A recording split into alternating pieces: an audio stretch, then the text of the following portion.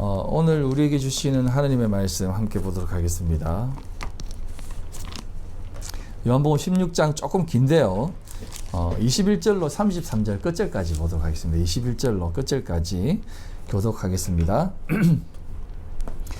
여자가 해산하게 되면 그때가 이르렀으므로 근심하나 아기를 낳으면 세상이 사람 난 기쁨으로 말미암아 그 고통을 다시 기억하지 아니하느니라. 지금 너희가 근심하나 내가 다시 너희를 보리니 너희 마음이 기를 것이요 너희 기쁨을 빼앗을 자가 없으리라. 그날에는 너희가 아무것도 내게 묻지 아니하리라. 내가 진실로 진실로 너희에게 이르노니 너희가 무엇이든지 아버지께 구하는 것을 내 이름으로 주시리라. 지금까지는 너희가 내 이름으로 아무것도 구하지 아니하였으나 구하라 그리하면 받으리니 너희 기쁨이 충만하리라. 이것을 비유로 너희에게 일렀거니와 때가 이르면 다시는 비유로 너희에게 이르지 않고 아버지에 대한 것을 밝히 이르리라.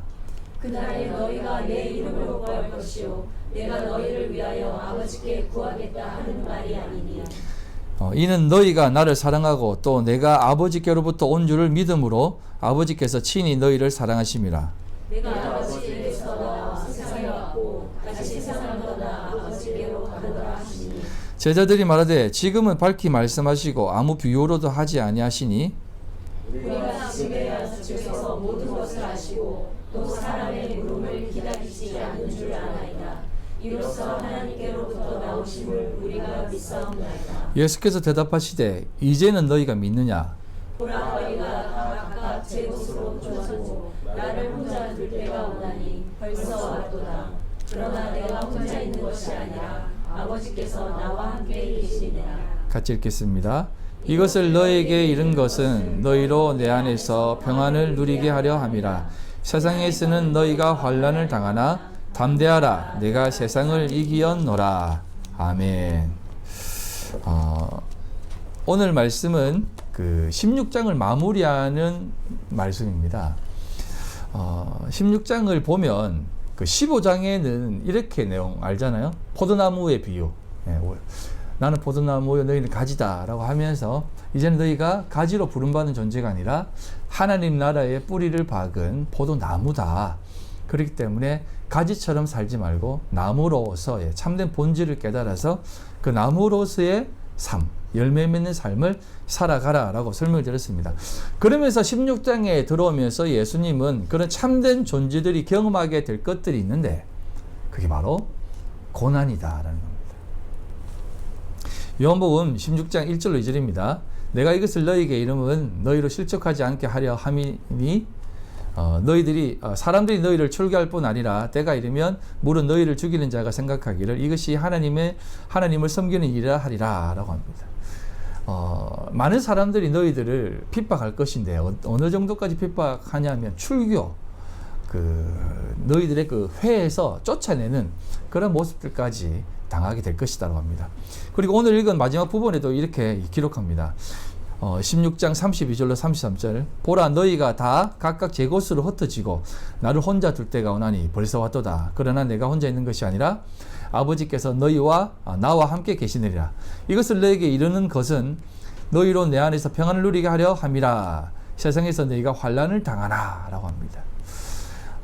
환난을 당한다라고 하는 겁니다. 우리가 하나님의 부름받은 자녀, 하나님의 참된 포도나무로 하나님 나라에 심겨지면 당연히 따라오는 것이 있다는 것입니다. 그것이 바로 고난이다라는 것이에요. 그러면서 16장 초반에 고난에 대한 얘기를 하시고 16장 말미에도 고난에 대해서 얘기를 하면서 그 중간에 무엇을 딱 집어넣냐면 지난 시간에도 말씀드렸듯이 성령에 대한 얘기를 합니다.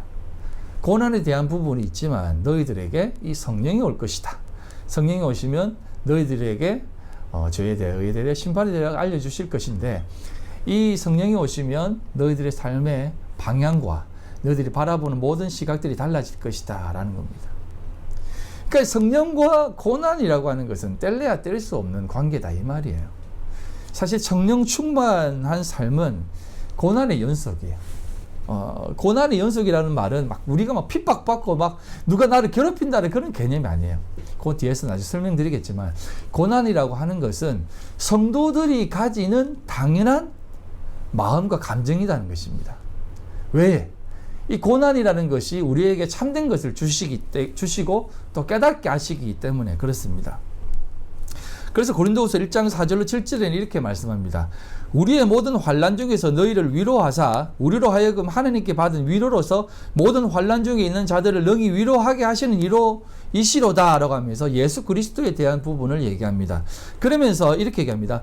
그리스도의 고난이 우리에게 넘친 것 같이 우리가 받는 위로도 그리스도로 말미암아 넘치는도다 라고 합니다.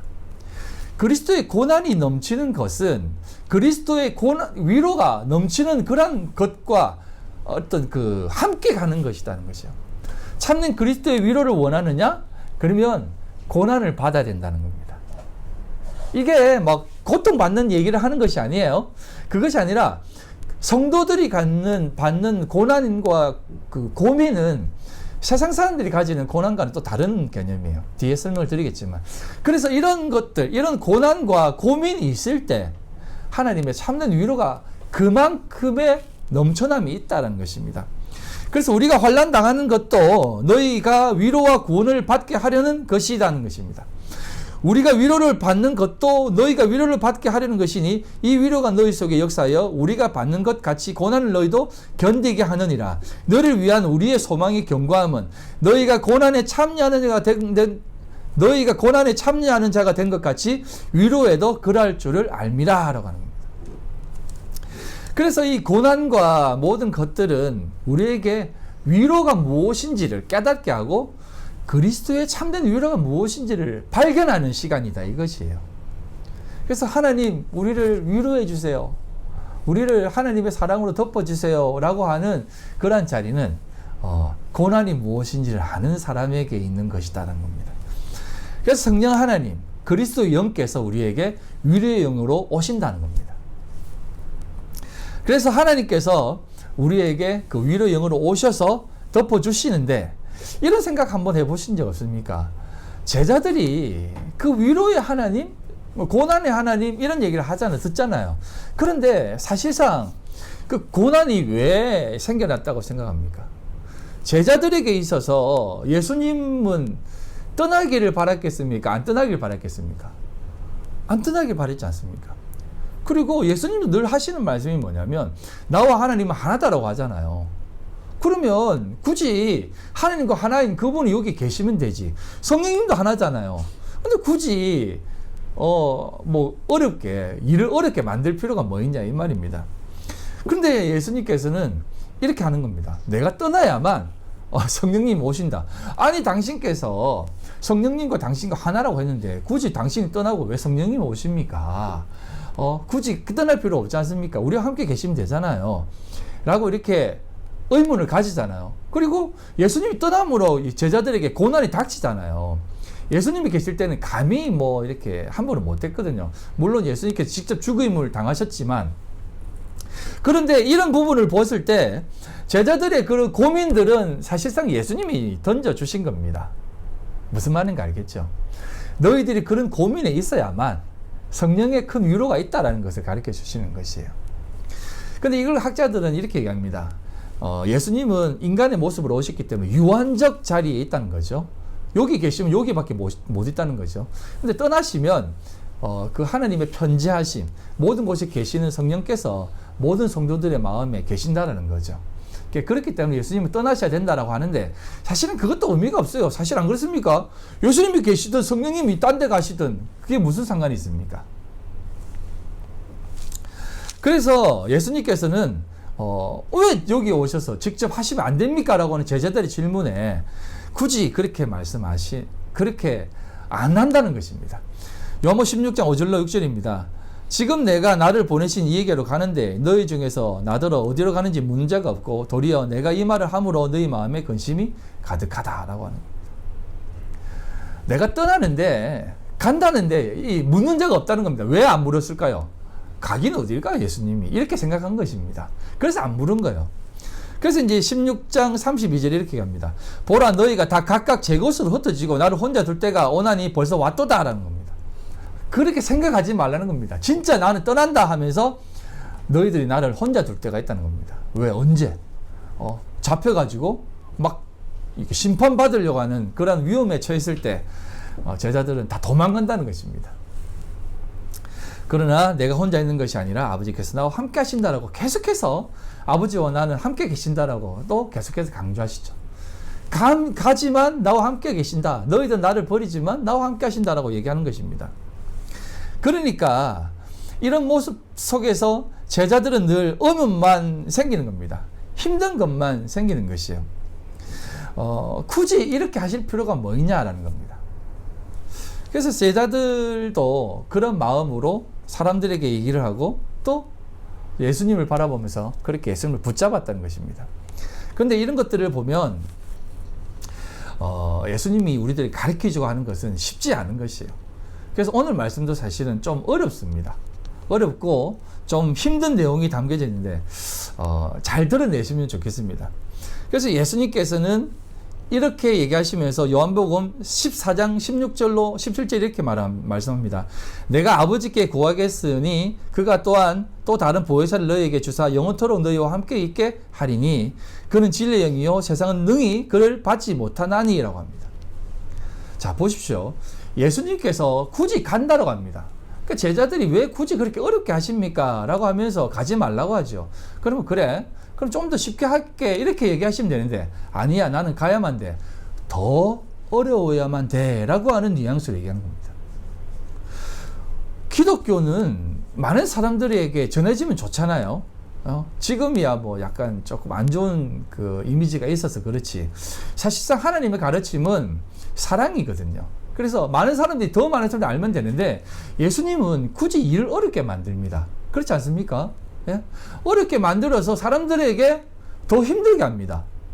계속 계시고 현현하시면 되는데 나는 그러지 않겠다라고 합니다. 떠나겠다는 겁니다. 왜?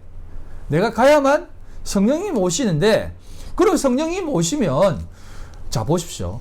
성령 충만한 모습, 뭐 능력의 모습, 뭐 능력이 종이다라고 하잖아. 그래서 이제 옛날에는 그런 목사님들이 많았어요. 어떤 목사님 한번 딱 뜨면 그런 목사님이 한번 딱 뜨면 여의도 광장에 뭐 10만 명이 모이고 그랬어요.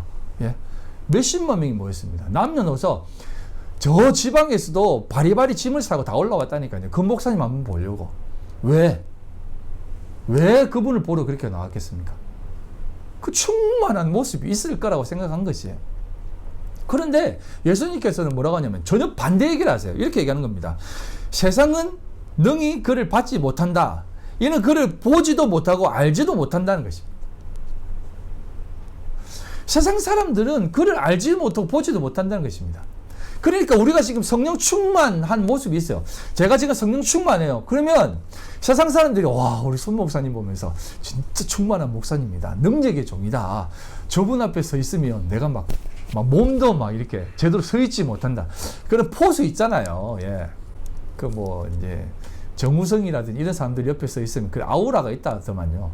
감히 남자들이 그 옆에 서 있기가 싫다며요. 옛날에 제가 이제 롯데월드를 갔는데 박수홍 씨가 왔어요. 그때만 해도 박수홍 씨가 굉장히 인기 많았을 때거든요. 학생들하고 제가 전도사 시절 학생들 데리고 이제 롯데월드를 갔는데 애들이 깍깍 하는 거예요. 박수홍 왔다고 막 이러길래 얘들아 박수홍이 뭔데?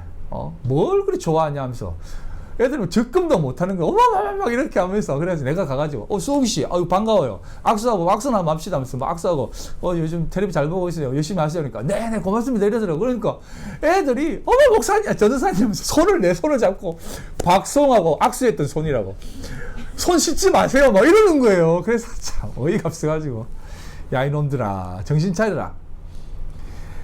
제가 왜 얘기를 하겠습니까?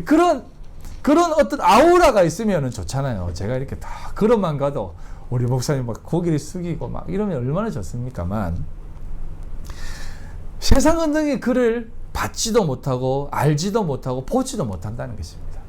성령이 충만해도 사람들은 모른다는 것입니다. 그래서 예수님은요 세상이 알지도 못하는 그 성령님을 굳이 올라가셔서 보내주신다고 합니다. 그렇게 일을 사실은 조금 어렵게 만드시는 분이에요. 그런데 왜 예수님께서 그렇게 하시냐면 그게 바로 첫째 신부, 둘째 신부의 개념이에요. 첫째 율법, 둘째 율법. 첫째 율법은 실패하지만 둘째 율법은 너희 안에 들어가겠다는 것입니다.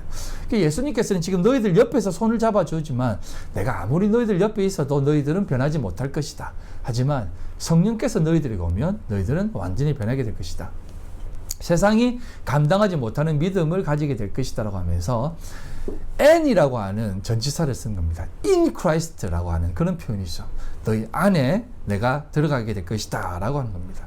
참 어렵게 예수님은 행하시지만 그것이야말로 성도들의 깊은 은혜의 자리다라는 겁니다.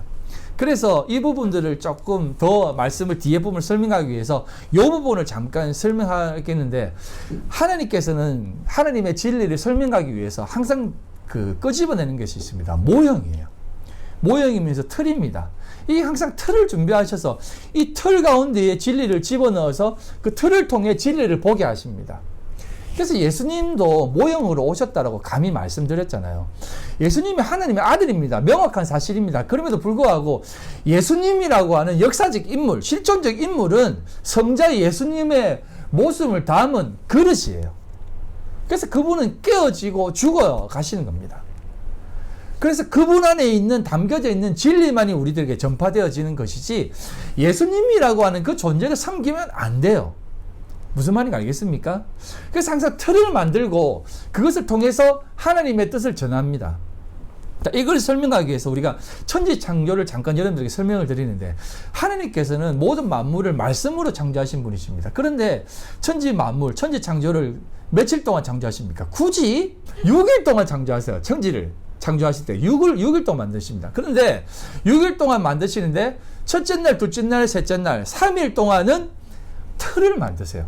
그리고 넷째 날, 다섯째 날, 여섯째 날은 그 틀을 채우는 본질을 이렇게 딱 담습니다. 그런데 그 본질도 물론 본질이 아니지만 그 틀을 담아 그 틀의 본질이 무엇인지를 그 속에 담는 것입니다. 그래서 첫째 날 무엇을 만드십니까? 빛이 있으라 하면서 빛을 만드시고 어둠을 갈라놓아요. 그래서 빛과 어둠을 갈라놓습니다. 어둠을 창조한 것이 아니라 빛을 만드심으로 해서 어둠이 자동적으로 생겨나는 겁니다. 그래서 빛과 어둠을 갈르잖아요. 근데 그 첫째 날에 틀을 만드시고 넷째 날에 무엇을 채웁니까? 해와 달과 별들을 채웁니다. 근데 빛 가운데 있는 낮에는 해를 채웁니다. 그리고 빛에는 해를 채웁니다. 그리고 밤에는 달과 별을 채웁니다. 그러면서 해가 낮을 주관하게 하고 달이 밤을 주관하게 합니다. 그래서 여기 여러분 빛을 첫째 날에 만드시면서 빛을 만드시는데 그 빛을 뭐라고 우리가 설명합니까? 우리는 기본적으로 태양이 빛이잖아요. 그런데 태양이 없는 그때의 빛은 무슨 빛이겠습니까? 그래서 그리스도의 영광이라고 표현합니다. 그 하나님의 영광의 빛, 뭐 그렇게 표현하는데, 그래서 이 태양이라는 것을 그 틀에 담는 겁니다. 우리는 빛이라는 것을 태양을 보면 알 수 있잖아요. 사람들은 태양광을 만들어내려고 하는데 그것도 사실 어리석은 모습이에요. 굳이 만들어서 뭐합니까? 아무튼 태양을 둔 이유는 그 빛이 무엇인지를 설명하는 것입니다. 그래서 이 빛이라는 것을 만드시고 그 빛을 담는 모형을 해로 딱 두는 것입니다. 그래, 해는 모형이에요. 어떤 모형? 해를 통해서 무엇이 공급된다? 빛도 공급받고 광합성도 공급받고 모든 것을 공급받잖아요. 해가 없으면 모든 생물은 다 죽잖아요. 그래서 빛은 우리의 모든 것을 채우는 것이다 라는 것을 가르쳐 주시는 겁니다. 근데 어둠에 무엇을 둡니까? 달을 둡니다. 별들을 둡니다. 근데 이 달과 별들은 어떤 존재예요? 해를 통해 비추어지는 반사체입니다. 근데 이 세상을 우리는 어둠이라고 하잖아요. 이 세상은 어둠이잖아요. 그래서 달이라는 것을 두고 별들을 두는 겁니다. 밤을 주관하게 하는 것이요. 어떻게? 빛을 받아 이 어둠을 비추어지는 발광체로. 그래서 사실은 달과 별은 반사체지만 성경에는 광명체로 합니다. 스스로 빛을 내는 존재로 둡니다. 그래서 이런 것들로 해서 본질에 대한, 그게 우리가 해와 달과 별이잖아요. 아브라함에게 말했던 그게 우리가 별이에요. 예? 많은 사람을 옳은 대로 인도하는 자가 하늘의 별과 같이 빛날 것이다라고 하는 말씀, 그게 나오잖아요. 거기에 나오는 것이 다 그런 내용입니다. 그래서 우리를 향해서 해와 달과 별이라고 하잖아요. 그런 것들을 다 가르쳐주는 본질을 얘기하는 것입니다. 그게 다 틀이에요. 모양이에요. 그래서 해를 보면서 달을 보면서 야, 보름달 우리가 복 빌어야지 해가 동그랗게 떴네, 그런 게 아니라 여러분들이 달이에요. 아멘? 여러분들이 별이에요. 별. 이 어둠을 비추는 별과 같은 존재야. 그래서 옛날 사람들이 다 어떻게 했습니까? 별을 보고 길을 바라봤습니다. 별을 보고 방향을 정했고요. 왜 그런 것들이 있었을까? 천문학이 왜 발달했겠습니까? 그건요, 성도들의 삶을 모형하는 것입니다. 세상 사람들이 여러분들을 바라보면서 방향성을 가져야 돼요. 예? 여러분들의 삶의 자리를 통해서 세상 사람들이 야, 저 삶은 뭐지? 라고 하는 그런 깊은 고민을 해야 된다는 것입니다. 둘째 날에 무엇을 만듭니까? 하늘의 물과 땅 아래의 물을 나누면서 중간에 궁창을 딱 만들어 버리죠. 그런데 여러분, 둘째 날은 물과 하늘을 만듭니다. 궁창이라고 하는 건 또 다른 개념이에요. 궁창이라는 것은 어떤 공간적 개념이에요. 그래서 옛날에 이제 우리가 평평이 일어나시죠. 평평이. 세상은 평평하다 했을 때 하늘은 이렇게 반으로 되어 있다고 하잖아요. 그 궁창이 그런 뜻입니다. 그래서 궁창에는 하늘이라고 표현 안 하고 궁창은 그렇게 둥그런 반원 덮여있는, 이렇게 덮여있는 이런 공간을 궁창이라고 그래요. 예, 도움처럼 이렇게. 근데 이제 아무튼 그렇게 만들었는데, 그런데 다섯째 날에 무엇을 말합니까? 하늘을 나는 새들, 짐승들과 바다의 짐승들을 만듭니다. 물고기와 바다의 생물들을 만듭니다. 근데 한번 생각해 보셨으면, 이런 것까지 생각 안 해 보셔서 그렇지, 바다의 물고기들은 알죠? 그럼 하늘의 물에는 무엇을 만들었을까요? 그쪽에도 다니는 뭔가를 만들었을 거 아니겠습니까? 그 위에 물은 뭐고 아래 물은 뭐겠습니까? 그래서 여기에 대해서 이제 창조과학회라든지 이렇게 과학자들이, 성경의 예수를 믿는 과학자들이 하늘에 있는 물은 물이 아니라 어떤 결정체다. 얼음 알갱이 같은 수정과 같은 그런 것이다. 그래서 하늘의 창이라고 하지 않느냐. 그래서 유리창과 같은 그런 것들로 되어져 있는 게 하늘의 물이다라고 얘기합니다. 근데 그건요, 굳이 그렇게 과학적으로 증명해 내려고 하는 사람들이 말하는 것인데, 위의 물과 아래 물을 정확하게 물로 마임이라고 얘기를 했어요. 근데 여러분, 생물을 만들면서 성경에 뭐라고 기록했냐면 바다라고 하는 표현을 씁니다. 예. 왜? 마임이라고는 물에서 바닷물이라고 하는 표현을 씁니다. 그래서 제가 여러분들에게 말씀드렸잖아요. 바닷물은 사실 생명의 보고가 아니라 죽음의 보고라고 말씀드렸습니다. 바다의 물은 사실상 죽음의 곳이에요. 그래서 베드로에게 사람 낚는 어부와 같은 비유로 말씀드렸잖아요. 그래서 지금 이 세상은 다 물에 잠겨 있는 죽음의 바다에 살아가는 사람들이에요. 그래서 우리는 거기에 건진 바다 올라간 사람입니다. 그래서 여러분, 하늘에 있는 물은 어떤 개념이겠습니까? 중간에 공간을 펑 띄워놓고, 궁창이라는 것은 공간입니다. 여러분, 요거도 하늘이잖아요. 여기도 하늘이잖아요. 맞죠? 저기도 하늘이고. 그래서 하늘은요, 없는 공간을 얘기해요. 뻥 띄어 있는 없는 공간이 하늘입니다. 예. 그래서 이제 하늘로 올라갔다라고 하는 개념은 이 하늘로 올라간 엘리야라든지 에녹도 죽음을 보지 않고 하늘로 올라갔다잖아요. 그럼 하늘로 어디로 올라갔습니까? 그런 개념이 아니에요. 그 사람들도 다 죽었어요. 죽음을 맛보지 않는 것은 부활의 삶이 무언가를 가르쳐 주는 겁니다. 이건 다음에 한번 제가 설명을 드릴게요. 아무튼 위의 물은 무엇이겠습니까? 그게 바로 물이라고 하는 것은 진리를 담고 있습니다. 그래서 위에서 내리는 물은 항상 은혜의 담비라고 하잖아요. 그래서 항상 농사 짓는 사람들은 하늘을 바라보면서 천수담 농사를 지었고요. 하늘에서 내리는 비가 가장 고마운 비거든요. 그래서 위의 물은 진리를 담고 있는 진리가 된 자들을 얘기하는 겁니다. 그래서 이 땅에 바다의 생물들이라고 표현을 하고 하늘에 있는 물에 사는 생물들에 대한 얘기는 하지 않는 것입니다. 그리고 공중에 나는 새들도 언급하지만 공중도 그런 개념이 아니라 그냥 텅 비어 있는 공간에 있는 존재들이라는 것입니다. 여기 어디에서 증명이 됩니까? 하늘에 있는 진리라는 개념이 어디에 증명이 됩니까? 노아의 홍수. 자, 보시면 하느님께서 창세 전에 우리를, 그러니까 요걸 말하기 전에 우리가 언제 구원받았습니까? 에베소서에 나오잖아요. 창세 전에 구원받았잖아요. 예. 창세 전에 구원받았다라고 하는 개념은 천지가 만들어지기 전에 우리 구원받는 사람이 이미 구원받아서 만들어졌어요. 그럼 우리는 이미 완성된, 이 성경에 완성된, 처음부터 끝까지 완성된 자리에 가 있는 사람입니다. 예. 그리스도의 거룩한 신부들로 성전으로 예루살렘 성전처럼 되어져 있는 존재들이에요. 그런데 천지를 창조하시면서 하늘의 물을 딱 만드십니다. 그게 어떤 물일까요?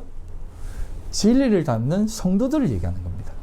그런데 이게 언제 확인되어지냐면 노아의 홍수 때 확인되어집니다. 어떻게? 하늘에 있는 물이 다 위에서 떨어집니다. 그래서 어떤 과학자들은 그때 떨어진 물로 인해서 지구가 24.5도가 기울어졌다라고 얘기하는 사람들도 있어요. 그거는 그럴 수도 있죠. 그럴 수도 있습니다. 아무튼 그런데 하늘에 있는 물이, 그러니까 성경은요 그런 것들을 담고 있는 것이 아니라 성도들이 어떤 존재인가를 가르쳐 주기 위해 담고 있는 내용인데, 그렇게 내려와서 땅의 물과 어떻게 됩니까? 섞여 버립니다. 이렇게 확 섞이면 어떤 일이 일어난다? 그게 바로 심판이에요. 하늘의 진리가 내려오는 것이 심판입니다. 그게 파루지아라고 하는 재림이라는 의미예요. 그래서 여러분, 재림이라는 것은 그 먼 훗날 예수님이 다시 이 땅에 오십니다. 그것도 재림이에요. 근데 재림이라고 하는, 내려오신다라고 하는 것은, 그 개념은 우리의 모든 삶에 늘 일어나는 게 재림이에요. 재림이 뭡니까? 예수 그리스도가 우리 안에 오는 거잖아요. 요걸 조금 잘 들으셔야 돼요. 고래 내려오셔가지고 이 세상 가운데에 있는 땅의 물과 확 섞여버립니다. 그러니까 어떤 일이 일어난다? 창세기 7장 4절입니다. 지금부터 7일이면 내가 40주야를 땅에 비를 내려 내가 지은 모든 생물을 지면에서 쓸어버리라. 7일이면, 7이면 완성된 7이 40일 동안 때렸다는 것입니다.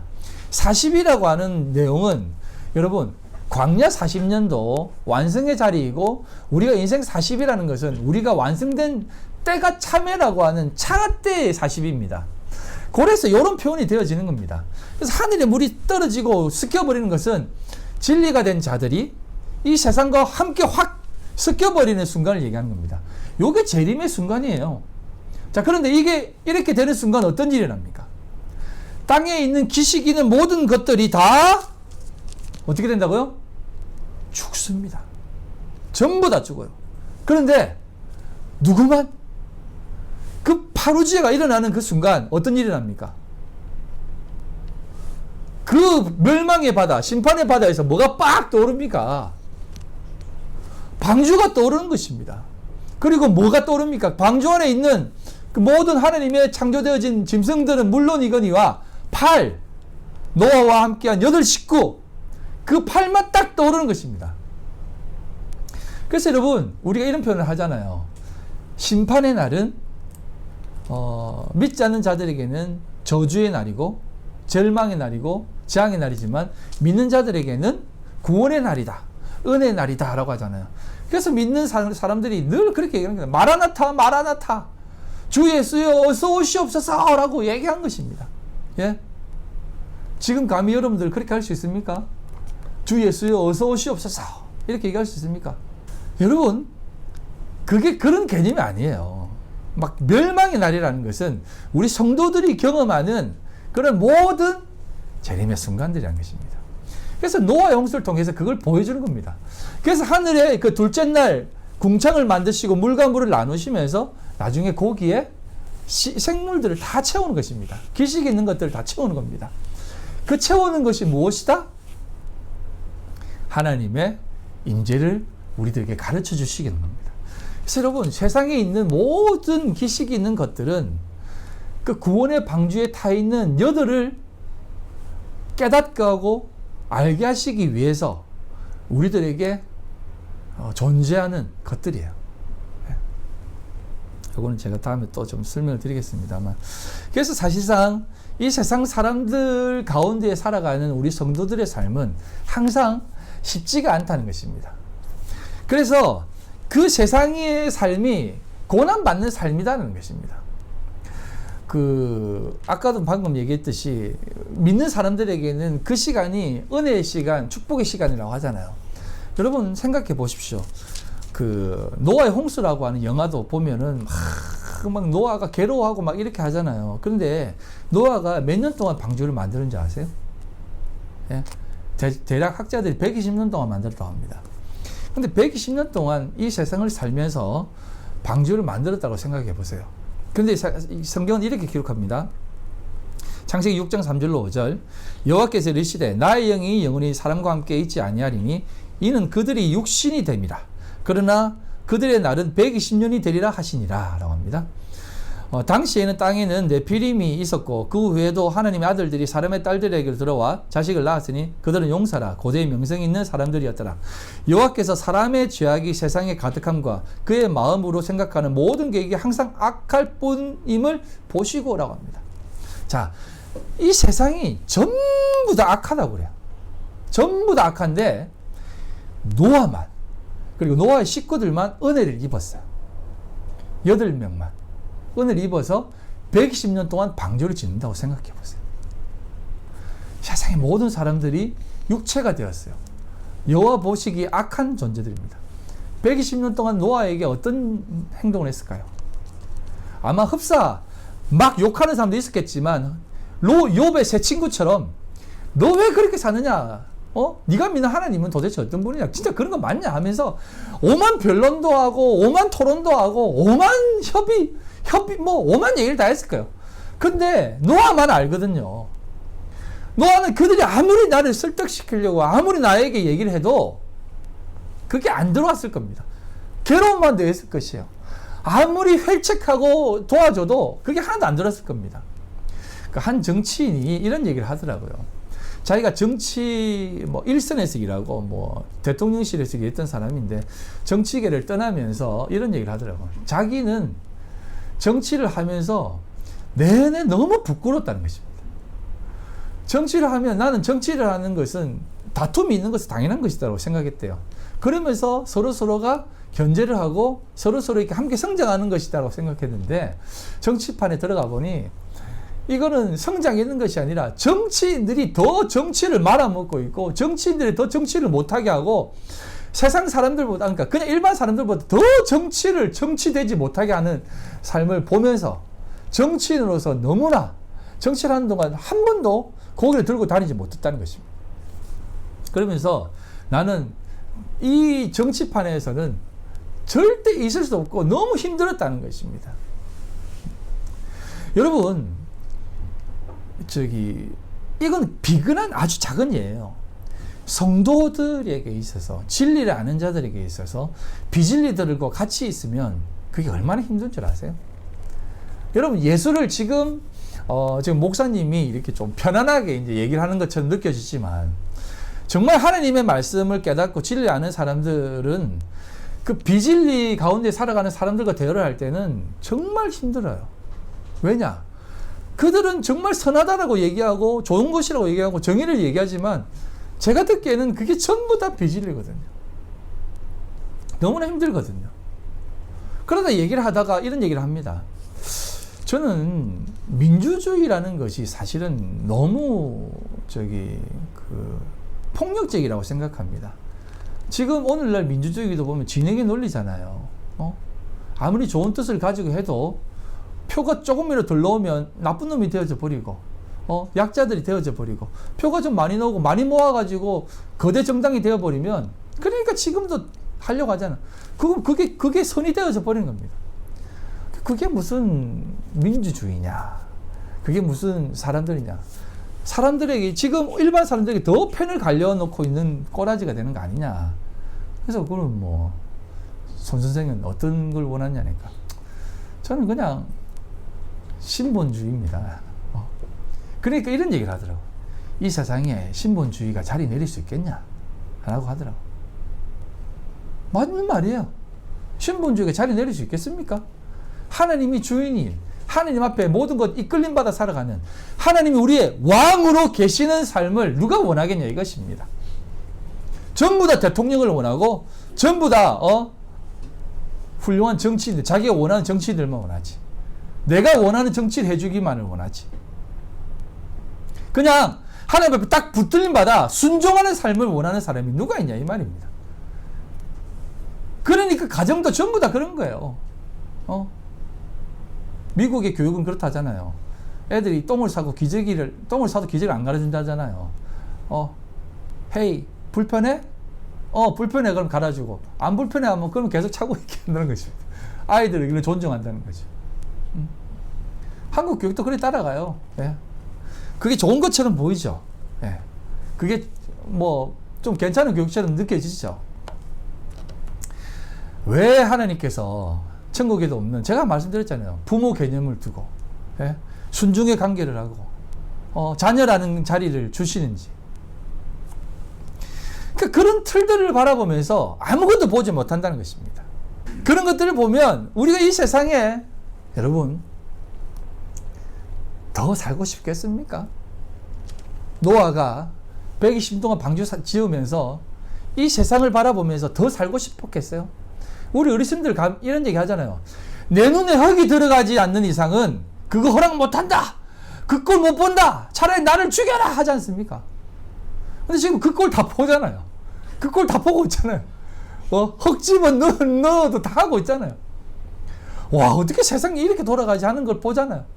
그런 걸 보면서 여러분 어때요? 비근한 틀입니다. 성도들이 그렇습니다. 참된 진리를 알고 참된 하나님의 성령에 충만한 사람들은 이 세상이 되어지는 것을 바라보면서 그런 고난을 받아요. 교회 안에서도 당연히 그런 고난을 받고 이 세상 가운데서도 당연히 그런 고난을 받는 것입니다. 어떻게 하나님의 교회 안에서 이런 일이 일어날 수가 있지? 그게 고난 받는 것이에요. 나한테 아무 육체적 고난 없어요. 그런 불구하고 그런 뼈아픈 고난이 있는 것입니다.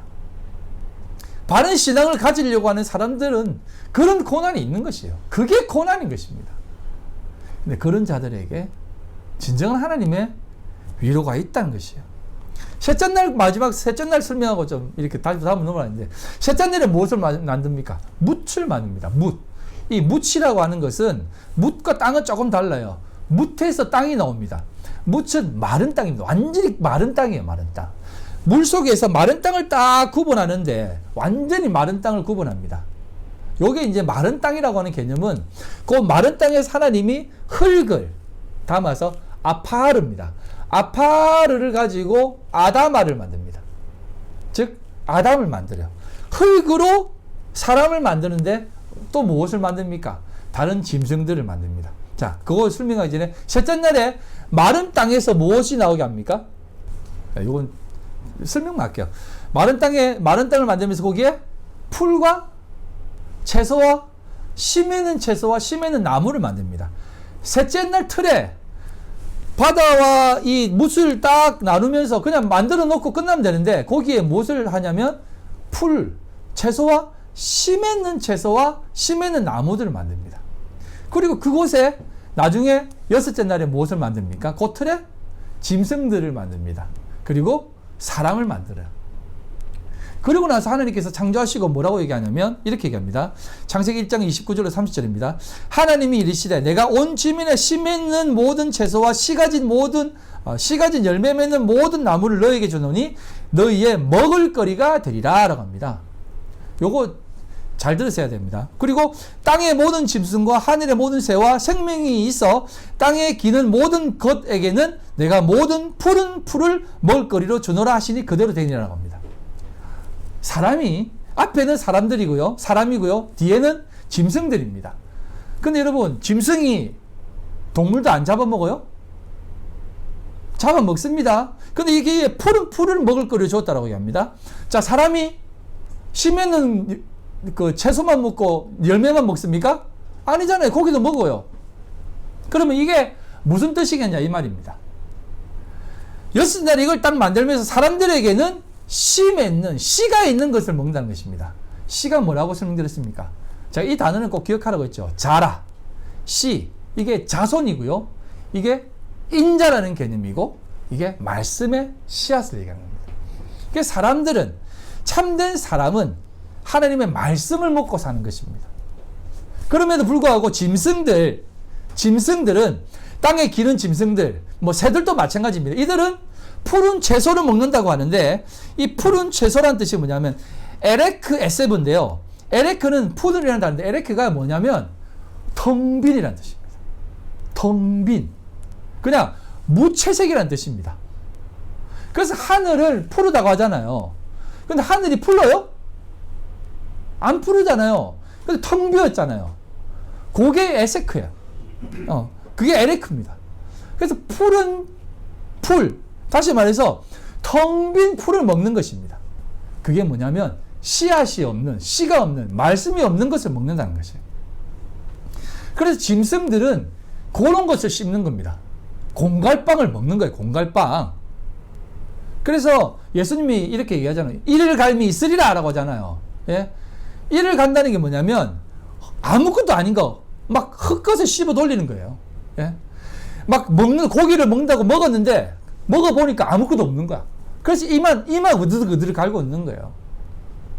그러니까 땅의 짐승들은 헛된 것만 먹고 있고 하느님의 참된 사람들은 씨 가진 것들을 먹는 것입니다.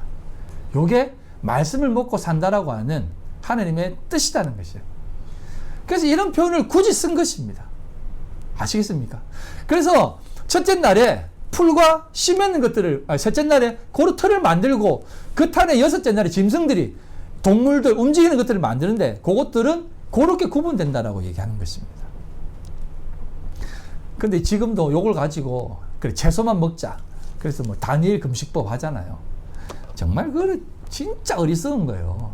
어디다가 다니엘이라는 말을 붙이고 어디다가 금식이라는 말 씁니까? 다니엘 금식법 하면 한 3개월 하면 몸이 그렇게 좋아진대요. 단식원, 요거 하는 데서 다 그런 거 가르칩니다. 예? 하느님 없는데도 다 하는 그게 무슨 다니엘 금식법이랍니까? 그럼 심지어는 금식 기도법이라고 또 얘기해요. 그러니까 하루 한 끼 금식하면 영성과 그 체력이 다 회복된다는 거죠. 정말 어리석은 모습 아니겠습니까? 그게 아닙니다. 하나님은 고기도 다 먹으라고 주셨어요.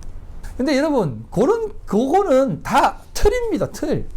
그걸 통해서 하나님의 진리만 깨달으면 되지, 뭐 육식을 금하고 이런 게 어디 있습니까?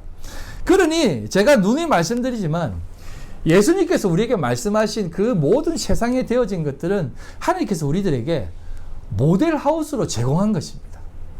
근데 이 모델하우스는 언제 철거된다? 실물이 완성되면 철거되는 것입니다. 그래서 여러분, 우리가 이 하나님의 말씀이 지금 완성됐잖아요. 완성되고 이 말씀이 우리에게 농명되었잖아요. 그리고 우리가 완성된 존재라는 것을 깨닫잖아요. 그러면 지금 우리가 뭐 종교 생활하고 이런 것들은요, 사실상 이건 그냥 틀입니다, 틀. 아무것도 아니에요, 여러분. 예. 뭐 그렇다고 제가 주의를 지키지 말라는 개념 아닙니다. 그런 개념, 여러분들 지금도 계속해서 말씀대로 나와야죠. 그런 개념이 아니라 이 세상을 바라보면서 그런 것들을 보지 않는, 정말 요건 틀이구나, 우리를 하나님께로 이끌기 위한 하나님의 모델하우스구나, 요걸 통해서 하나님 나라를 보게 하시는구나라는 것을 깨달으면 된다, 이 말이에요. 그래서 다시 말씀으로 돌아가면 그렇게 되어지는 모든 것들을 통해서 하나님이 우리들에게 옷을 입히신다는 것입니다. 그게 고린도후서 5장 1절의 사진인데요. 만일 땅에 있는 우리의 장막집이 무너지면 하느님께서 지은 집 곧 손으로 지은 것이 아니요 하늘에 있는 영원한 집이 우리에게 있는 줄 아노라. 참으로 우리가 여기 있어 탄식하며 하늘로부터 오는 우리 초소로 덧입기를 간절히 사모하노라. 이렇게 입음은 우리가 벗는 자들로 발견되지 않으려 함이라. 참으로 이 장막에 있는 우리가 짐진 것 같이 탄식하는 것은 벗고자 함이 아니요 오히려 덧입고자 함이니 죽을 것이 생명에 삼킴 받게 하려 함이라는 겁니다. 이 장막이 뭐라고요? 우리를 입히신다는 겁니다. 그래서 예수 그리스도가 우리를 거룩한 것을 입히시는 것이에요. 하나님의 옷으로 입히시는 겁니다. 그러니까 여러분, 우리의 삶에 있어서 그 그리스도로 덧입히는 개념, 그게 성령의 은혜의 날개로 덮어주는 개념이고, 그래서 이 육신을 아직 못 벗고 있는 겁니다. 이걸 다 벗어버리고, 그게 아니라는 것입니다. 그러니까 이제 사도 바울도 다 알고 있었던 겁니다. 벗고자 하는 것이 아니라 성령으로 우리를 덮고자 하는 것입니다. 그래서 여러분들은요, 이 육신 가운데에 성령의 충만함으로 여러분들에게 있는 것입니다. 그래서 예수 그리스도가 그 육신의 장막을 벗는 본을 보시고 성령의 충만함으로 우리에게 덮어주시는 것이에요. 그래서 오늘 이러한 것들을 가르치시면서 16장 마지막 부분에 이렇게 얘기하는 겁니다. 예수께서 대답하여 이르시되 너희가 믿느냐? 보라 너희가 다 각각 제 곳으로 흩어지고 나를 혼자 둘 때가 오나니 벌써 왔도다. 그러나 내가 혼자 있는 것이 아니라 아버지께서 나와 함께 계시느니라. 이것을 너희에게 이르는 것은 너희로 내 안에 평안을 누리게 하려 함이라. 세상에서 너희가 환난을 당하나 담대하라. 내가 세상을 이기었노라 라고 하는 겁니다. 너희들은 세상에서 환난을 당한다. 하지만 담대하라. 내가 세상을 이겼다는 겁니다. 우리 참된 믿음을 가진 사람들이 이 세상 가운데 환난을 당할 수 있습니다. 환난이라는 것은 단순한 환난이 아닙니다. 여러분들이 지금 믿고 있는 그 자리에서 환난을 당하는 것입니다. 자, 여러분, 그래서 여러분 우리가 정말 예수를 믿는다는 것이 그렇게 쉽지 않은 것입니다. 여러분, 제가 전하는 것을 밖에다가 한번 얘기를 해보시면 아마 이단이라는 얘기 들을 거예요. 진짜 그럴 겁니다. 근데 여러분, 저하고 신앙생활 하면서 이단 소리 한번 들어야죠. 안 그렇습니까? 예? 그래서 여러분들에게 당당하게 제가 이제는 조금 얘기를 된다고 했지 않습니까? 왜냐? 이제 조금 저도 이제 내성이 좀 생겼거든요. 그리고 내공이 생겼거든요. 그러니까 여러분들의 삶 속에서 이런 어떤 삶의 고난의 연속성 속에서 신앙을 잘 지켜나가시기 바랍니다. 왜냐? 예수 그리스도가 그렇게 그 당시 하나님을 최고로 열심히 믿고 이렇게 하는 것은 하나님을 위한 일이다라고 하는 사람들 앞에서 그렇게 정죄받아 돌아가셨어요. 그러나 예수님이 뭐라고 하십니까? 내가 세상을 이겼다. 걱정하지 마라. 너희들도 세상을 이길 것이다 라고 하는 겁니다. 그래서 제자들도 다 그렇게 세상을 이기게 된 것이고, 그리고 우리도 이기게 될 것입니다. 그리고 그것은 고난받는 것이 유익이다라고 하는 그 고백 속에서 여러분들 삶에 나타날 것입니다. 그러니 오늘도 우리 귀한 성도님들 이겨나갑시다. 아멘. 네, 이겨나가 하나님이 원하시는 삶에 한 걸음 더 나아가시는 우리 귀한 성도들 다 되시기를 주님의 이름으로 기도드립니다. 아버지 하나님, 영광과 찬송을 올려드립니다. 오늘도 주님 앞에 나와 하나님의 말씀을 듣게 하시고 이 말씀 들은 대로 우리가 살게 하여 주시옵소서. 이 세상 녹록지 않지만 아버지 하나님, 믿음 가운데에 은혜 가운데 살아갈 수 있도록 주님 인도해 주시옵소서. 오늘도 빈손 들고 나오지 않고 하나님 앞에 겸손히 귀한 물질 올려드립니다. 하나님 기뻐 받아 주시옵소서. 이 물질 하나님 앞에 사용되어질 때에 30배, 60배, 100배의 결실이 있게 하여 주시고 드린 손길 위에 하나님께서 만배로 갚아 주시옵소서. 아버지 하나님, 하나님 앞에 힘들게 드린 물질이오니 아버지께서 더욱더 귀한 모습으로 함께하여 주시고 은혜 내려 주시옵소서. 지금은 우리 주 예수 그리스도의 그 크신 은혜와 아버지 하나님의 극진하신 사랑하심과 성령님의 교통인도 역사 충만하심이 오늘도 이 말씀 붙잡고 살기로 결심한 우리 모든 성도들 무리와 그들의 가정과 직장과 사업과 삶의 모든 터전이에 지금으로부터 영원토록 함께 있을지어다. 아멘.